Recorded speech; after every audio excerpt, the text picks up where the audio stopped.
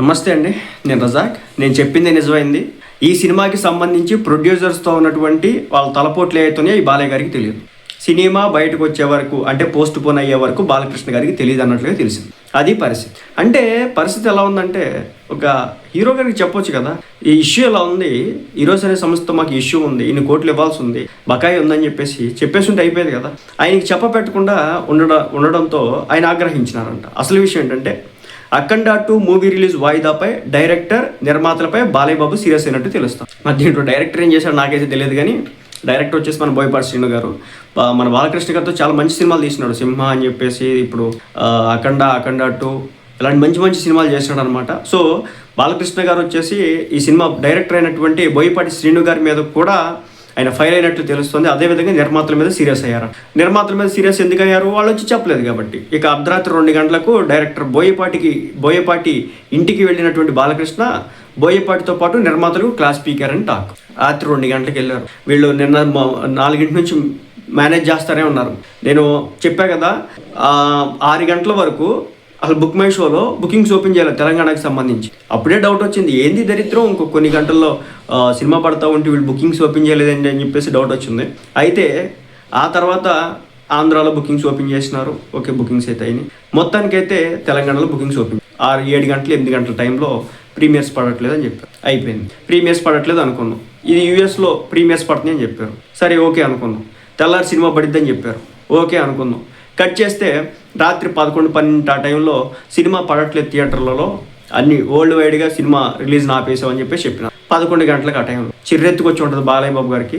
2ంటికి ఎవరైతే డైరెక్టర్ ఉన్నారో ఆయన ఇంటికి వెళ్ళాడంట, బోయపాటి శ్రీను గారి ఇంటికి. సో బోయపాటితో కలిసి నిర్మాతలకు క్లాస్ పిక్ ఏం బిగుతారు. రాత్రి అంతా అభిమానులు బ్యానర్లు కట్టి పెద్ద పెద్ద కటౌట్లు కట్టి, నేను రాత్రి కూడా మీకు చూపించాను ఎంత పెద్ద కటౌట్లు, 70-80 అడుగులు కటౌట్లు కట్టినారు. వాటికి పూలమాలలు వేసినారు, 70-80 అడుగుల పూలదండలు వేసినారు. ఇంత చేస్తే టపాసులు పేల్చినారు. అసలు హైదరాబాద్లో థియేటర్లో కావచ్చు, ఆంధ్రాలో థియేటర్లో కావచ్చు సందడి చేసినారు.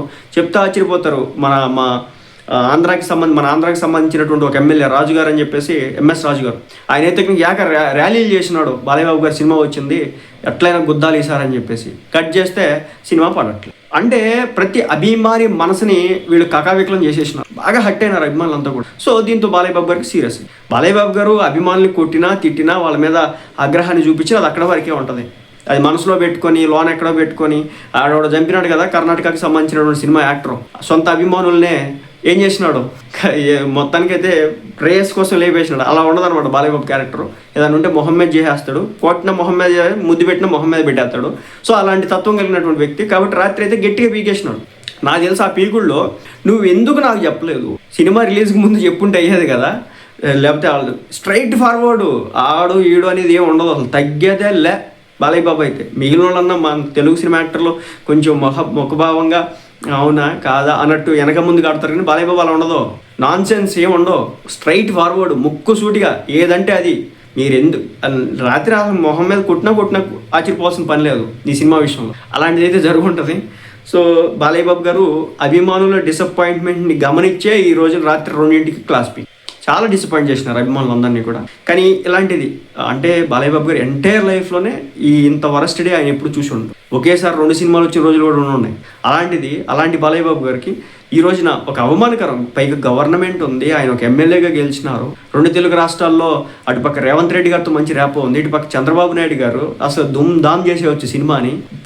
మన తెలంగాణలో కూడా వాళ్ళు ప్రీమియర్స్ ఇచ్చినారు. ప్రీమియర్స్ మేము అల్లు అర్జున్ ఇన్సిడెంట్ తర్వాత ప్రీమియర్స్ ఇవ్వము అన్నారు, బట్ ఇచ్చినారు. అయినప్పటికీ ఇంత దారుణం చేసినారు. సో మొత్తానికి అయితే రాత్రి 2 గంటలకి బాలయ్య బాబు క్లాస్ పీ.